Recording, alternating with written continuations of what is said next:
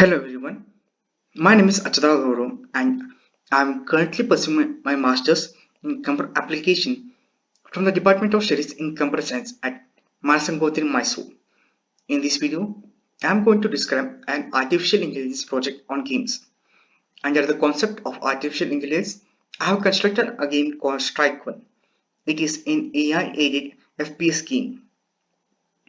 In this video, I am going to describe various contents regarding this concept such as introduction, game requirements, components of the game, AI implementation, future scope, conclusion, and at last references. Coming at first to introduction, an FPS game or a first-person shooter game is a subgenre of the shooter video games.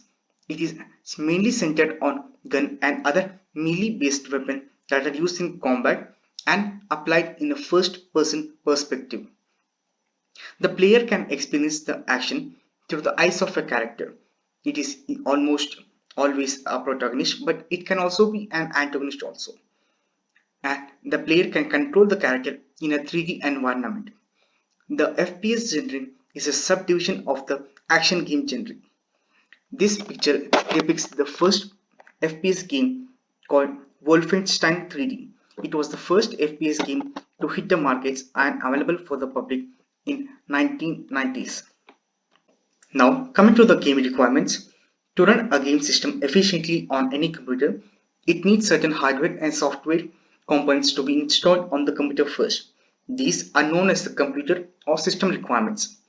Most software requirements are defined under two types of system requirements, that is minimum and recommended. These two system requirements can be categorized under two types, that is hardware and software requirements. Now, for the end users and the developers, the requirements may differ vastly. For example, the end user can use a normal system with a 1.5 GHz processor and a 250 GB hard disk and only 2 GB of RAM with a basic operating system, that is a Windows operating system. But for the developers, the requirements may vary vastly. For example, in this project, the hardware requirements are as follows: at least 2 GHz of processor or even higher, at least 500 GB of hard disk space, a 4 GB RAM, or you can take even a higher one, and at least 2 GB of GPU. Coming to the software requirements and of basic Windows operating system, at least Windows 7 or higher. For game design, we have used Unity editor. For scripting, any IDE with C# support will work, but in this case I have taken Visual Studio 2019. Now, come to the thing that made this game possible, the Unity game engine. Unity is a cross-platform game engine that was developed by Unity Technologies and released on June 2005 at the Apple Inc.'s Worldwide Developers Conference. It was initially released as a Mac OS exclusive game engine, but it has since extended support to a variety of desktop, mobile, game, and console and virtual reality platforms. It has also been cited as one of the easiest to use for beginning developers. This game engine can also be used to create simulations of three-dimensional and two-dimensional nature. It has also been used in various simulations for industries such as film, automotive, architecture, engineering. Coming to the need for AI in video games, keeping in pace with the modern technology, there has been a revolution in the field of video games due to the constantly evolving technology around us. However, AI in video games aren't just limited to self-teaching or development AI, but to better eliminate its opponents and provide the human players with a better gaming experience. Come to the several key needs for including AI concept in video games: automated opponents, developing AI concepts even further by various experiments, leveling the playing fields with better opponents for a better gameplay experience, and intelligent enemies that can think for itself and adapt to various situations. Now, coming to the components of the video game, the game components are parts or blocks of coding that collectively make the game work. The components are essentially the parts of the game that without which the game will not work properly. In this game, it has been divided into 6 components, that is player, NPCs, paths, pickups, level and scenes. NPCs are non-player characters that include the enemies or any other invisible agents that are required to make the game work.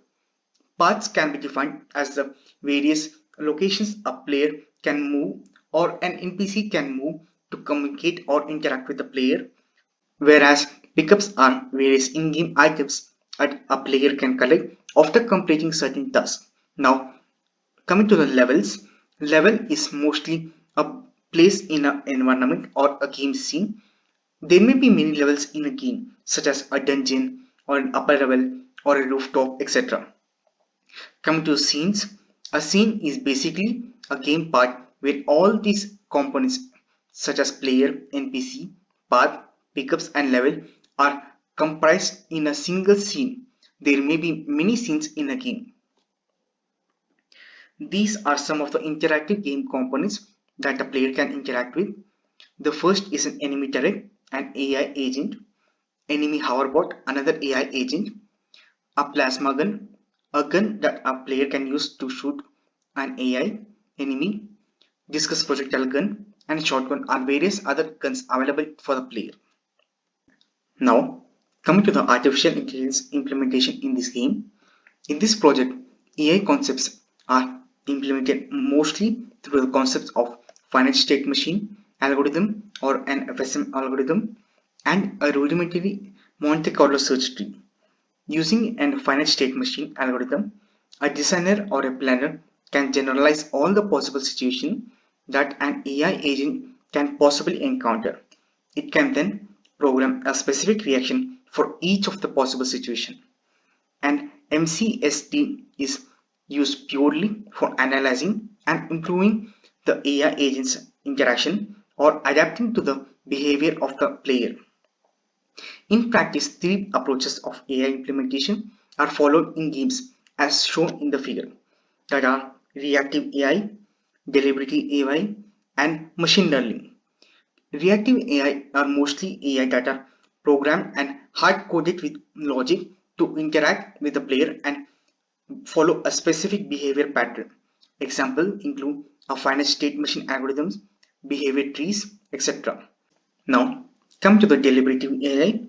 These AI agents employ a search technique such as A-star search or GeoAP to analyze and deliberate a course of action upon interaction by a player or other interactive components of a game. Now come to the machine learning. These include imitation learning or reinforcement learning or a combined imitation and reinforcement learning through experience that enable an AI agent to autonomously act upon a player or other various interactive components of a game. Now coming to the game AI architecture. Architecture of AI basically tells us what the AI can perform using what components. That is, the components that can control the AI, its behavior, and its action in response to the game states and the game agents. In this case, or in this shooting game, the AI will attack a human player once it has entered its influence field. But if it's outside the range of its influence field, then it will stay stationary or patrol in a specified path. It will retreat to its initial position once it has defeated the player. For example, in this figure, we can clearly see there are 3 main components of this game, that is the search engine or planner, the controller, and the game itself. The planner or search engine has 2 main tasks, that is planning the actions and assigning the behavior based on the engine domain language, that is the programming language that the game engine is working on. The controller, which embeds the AI in the game and controls the AI agents using the scripts and the behavior patterns assigned by the planner, and the game itself, which provides the game state environment and the game agents which perform various tasks based on the game state environment. Now come to the behavior tree for the AI enemy. Basically, there are three states for the AI enemy, that is dead, patrol, and combat. If the AI enemy state is dead, it drops some loot items such as health perk or weapon, etc. In patrol state, the AI enemy follows a predetermined path constantly while detecting any human players, and if it's in range, it switches instantly to combat mode. Now in combat mode, there are three actions, that is attack, pursuit and resume, based on various conditions.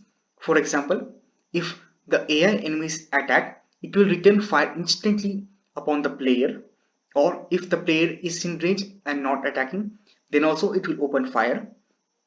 But if the player is in range, it will start immediate pursuit or chase the player in range. If the player flees from the enemy bot, it will pursue the player till it is found or dead. If the player hides in certain location, it will arrive at the last observed location of the player and perform a search of the player. If the player is dead, it returns to patrolling. But if the player is found, it will resume combat in pursuit immediately. This is a sample gameplay footage in which the player is of the AI outside the range of the AI bots. As we can observe, the AI bots are unresponsive to the player as he is outside the range of the player. But if the player accidentally or intentionally attacks the AI bot, it will react and pursue the player immediately. And if the player is in range, it will attack and fire upon the player instantly. As we can observe, the AI bot will not rest until it has pursued the player, and either the AI bot is dead or the player whom the AI bot is chasing is dead. Now, in this image, we can see the predetermined path for an AI bot to follow. This is done with the help of a game object called patrol, which is indicated in the left bottom corner, which has a patrol path script attached to it, which defines the various nodes and the predetermined path for the AI bot to follow. Here is another gameplay footage which depicts the detection of a player by the AI bot. As we can observe, there is an exclamation symbol upon some of the bots.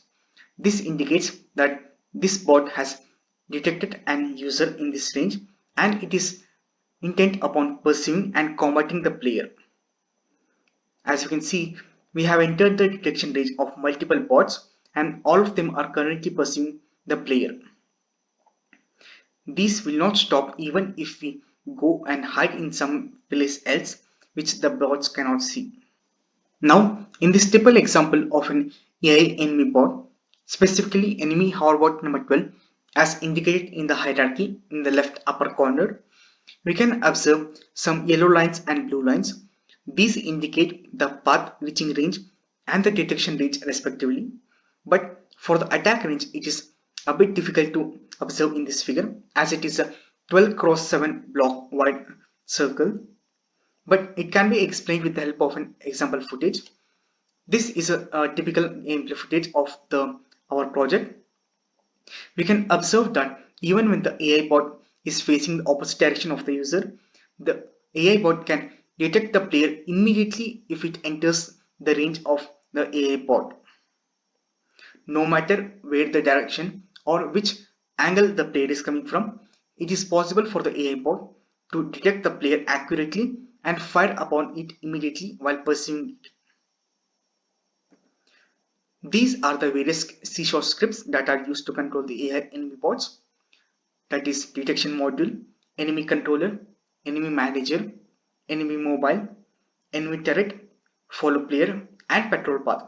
Out of these 7, all of them are used in the enemy hoverbot, but only detection module, enemy controller, enemy manager, enemy turret, and follow player are used in the enemy turret bot, which is due to the fact that it is a stationary object and can only follow the player or target a player or jump in the place, but it cannot move from its place.